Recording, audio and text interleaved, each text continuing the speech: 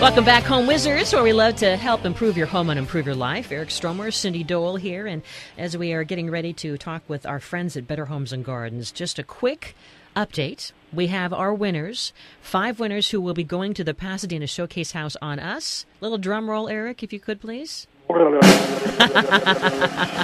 Thank you. Very, very good. Helen's going.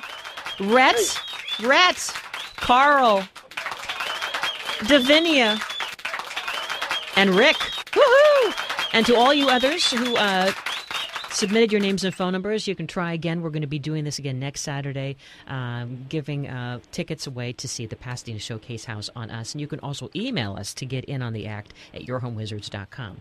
All right, so now Better Homes and Gardens. You love the magazine, don't you? We do. They did a survey, and Eric, it's very encouraging in terms of what we want in our home, where we are in terms of the economy, how we want to spend on our home, and why. And with us is a woman who knows all about the survey. Jill Woggy is with us. So, Jill, thanks for being here.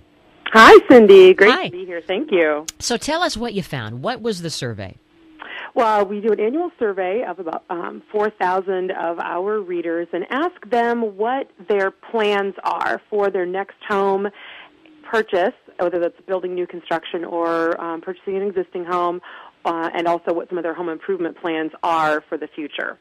And one of the interesting things we learned, we asked them, is home ownership still a part of the American dream? And our readership resoundingly said, yes, it is still a part of our American dream. So that's great news for all of us. And people still saw it as a really good investment and a really good value as well. So that's number one encouraging news bit right there. Isn't that an amazing thing after housing took such a beating that people actually still feel that? I'm so encouraged by that. That's great to know. Yeah, well, it's just such a central part to who we are as our families and how we live our lives that, well, we're resilient. You know what?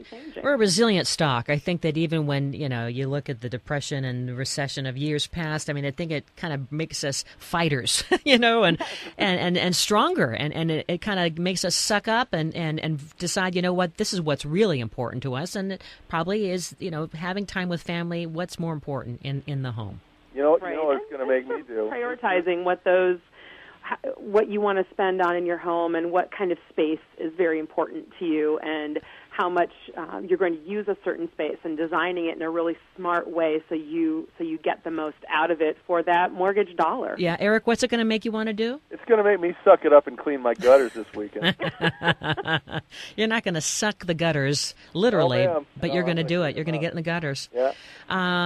All right, well, so I thought it was interesting looking at the survey results that you guys sent our way, that how social media and Pinterest, where, it's so inspirational to share just very easy, fun photos. You just click and say, pin me, right? And then now you know what your collection is and someone else's collection, and that becomes a quick study, if you will, of what's cool for your home. Yeah, it's also like We are one of the top media brands on Pinterest right now because we have so many great images on BHT.com, and it's fun to go in and see what our readers are pinning because it shows what they're interested in, what's catching their eyes, and you can watch people dream and plan their spaces by following these pin boards. It's a great little touch point with the consumers on what's trending. Yeah, and it really is almost like a vision board. It gives you, when you're starting a project or you're thinking about new color schemes or new landscaping, whatever it be, anytime you have the ability to have tear sheets, or in this case, Pinterest, where you can pin boards, it's just an amazing thing. It gives you it's a great tool to give you more vision. Yeah, it's a new spin on the old idea, really. Exactly. I still have, because you can link right back to that original source to find out where the idea came from, so you can read more on that website about that product or about how that homeowner achieved that look or how they went about doing it. You can link back to the step-by-step how-to on some of those projects. So it's not even just a visual pin board where you may have torn a page out or flagged something in a book and then you kind of forget where it came from and how to get back. And so this online tool has just been amazing. So in the survey, did people say if a certain part of the home is going to be the focus in terms of sprucing it up in the new year here? Is it the kitchen still, the bedroom, or the bathroom maybe because it's more affordable than the kitchen? What did you find? We find that baths are outpacing kitchens. Uh-huh. It's really interesting because back during the housing boom, a lot of kitchens really drove the way. The trending towards gourmet kitchens and big stainless steel appliances and that professional look, and people really focused a lot on kitchens.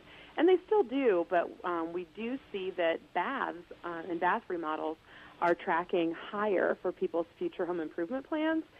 And we attribute that really to the fact that the spaces are often a little more they're smaller and a little more manageable, and you don't have quite as many working parts and quite as much to move around and quite as much physical change. You can get an improvement on a heavily used room in the house without spending as much money and having as many intricate decisions made. Mm-hmm. You know what else I think it might be attributed to? I think people are learning to take care of themselves more from a spa perspective, or giving back to you as the person out there pampering. working so hard. Pampering, exactly. And so, the bathroom can become a great spa-like environment where you can actually get away. Well, we know what you do. I get away from my kids. I shut the door and I say, "Water's on. Can't hear you, people." Can't hear you. La la la la. Yeah, exactly.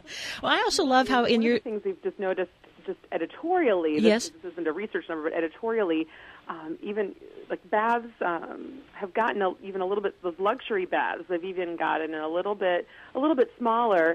So we're not necessarily devoting as much square footage to it, but not quite giving up the features that we really, really want. And that's another statistic from this survey. We found that people's interest in surface upgrades and faucet and fixture upgrades is one of their big focuses going forward. That you may not rearrange, you may not be tearing off and adding a new addition, you may not be building a new house. You may not moving the toilet, but you may get a shower head. You still want a style upgrade, and so great designs in tile, and still that freestanding tub on the high end. We still see a lot of those freestanding tubs, but within a little more moderate of a footprint, but not giving up that relaxing spa feature right there. And we also want to downsize, too, which is great. I love how that is a trend. I mean, whether it's just getting organized throughout the spring or every day in the year, in my case, we want to just, say enough already. We don't want to have a storage or bonus room.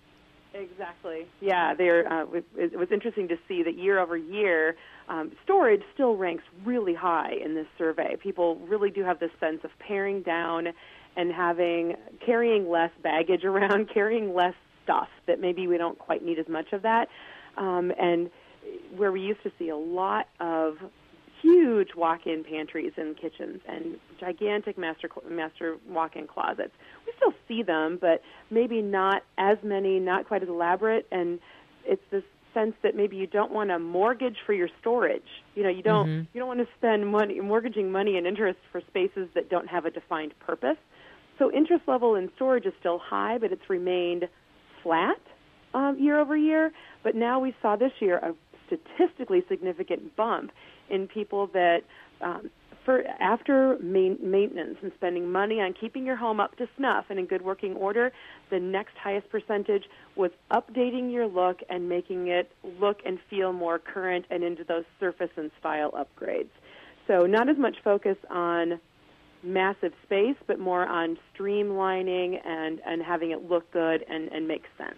Well, Jill, thanks for sharing that with us. And, of course, we can get more info at in the magazine, Better Homes and Gardens, and BHG.com. So, cool. Thank you. We'll see some of your folks at the Kitchen and Bath Show when we're headed out there in Chicago coming up in a couple weeks. Thanks, Jill. Hi, Jill. All right. Well, Eric, we want to encourage folks to go to the website, If you go to yourhomewizards.com, you'll see some fun videos of Eric doing his AOL DIY videos of Eric and me together doing You Ask, We Answer. Also, a picture of you and I having a long piece of bread sword fight. My favorite. Yes, among other things on the past shows. So check it out. Go to yourhomewizards.com. Next Saturday, we'll have more great things to talk about to help you improve the spaces you call home. Have a great weekend. And until next time, remember this, the key is under the mat. Bye-bye. I'd say that was a pretty successful broadcast.